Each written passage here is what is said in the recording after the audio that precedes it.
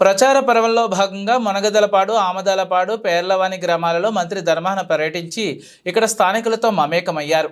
ఈ సందర్భంగా ఆయన మాట్లాడుతూ మత్స్యకారులకు అండగా నిలిచింది జగన్ ప్రభుత్వమేనని, వేట నిషేధం సమయంలో మత్స్యకారులకు జీవనోపాధి ఉండదు. అలాంటి సమయాన మత్స్యకారులకు భరోసా పేరిట ఏటా 10,000 రూపాయల చొప్పున 50,000 రూపాయలు ఈ 5 ఏళ్లలో అందించాం. అలానే రానున్న 5 ఏళ్ల కాలానికి ఇదే విధంగా అందించనున్నాం. ఒక్కో మత్స్యకార కుటుంబానికి 1,00,000 రూపాయల చొప్పున ఆర్థిక సహాయం అందే విధంగా చర్యలు తీసుకోనున్నాం. ఇందులో భాగంగానే రేపటి వేళ అధికారంలోకి వస్తే మా కార్యాచరణ ఉంటుంది. మీరంతా మరొక్కసారి నన్ను ఆశీర్వదించండి. ఫ్యాన్ గుర్తుకు ఓటు వేసి నన్ను పార్లమెంటు సెగ్మెంట్కు పోటీ చేస్తున్న తిలక్ను గెలిపించండి కోరారు. మీరు బాగా ఆదరించాలా. ఈ రోజు మన గ్రామము 1000 ఓట్లు కలిగి ఉన్న గ్రామము.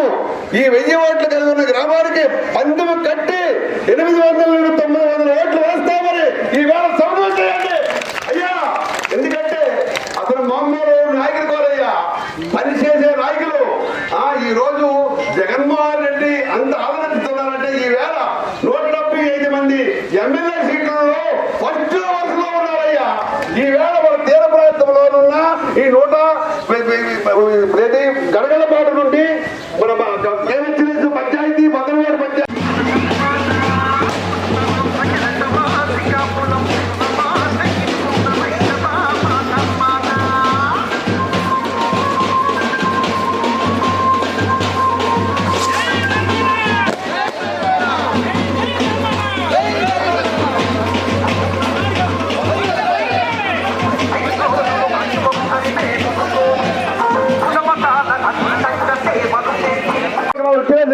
ఓటు అనేది శ్రీ ధర్మాన ప్రసాదరావు గారికి ప్రేమ గుర్తు మీద పడాలా.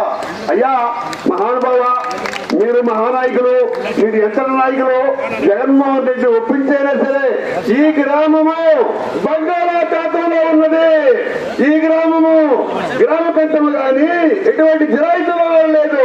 అలాంటి గ్రామాన్ని మనకి ప్రతి ఇంటికి సర్వేలు భరిస్తూ ప్రతి ఇంటికి 5 సెంట్లు జిరాయితీగా తయారు చేసే శక్తి శ్రీ ధర్మాన ప్రసాదరావు గారికి ఉన్నది.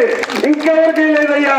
అయితే ఆ శక్తి ఇప్పుడుగా మనకి ఎన్ని పనులు మనం ఒక జమానాలను సార్థక ఆదరించలేని పరిస్థితుంది. ఇక అయినా సరే ఈవేళ ఎనలేని మన అక్కలు, అమ్మలు, తల్లులు, చెల్లెళ్ళు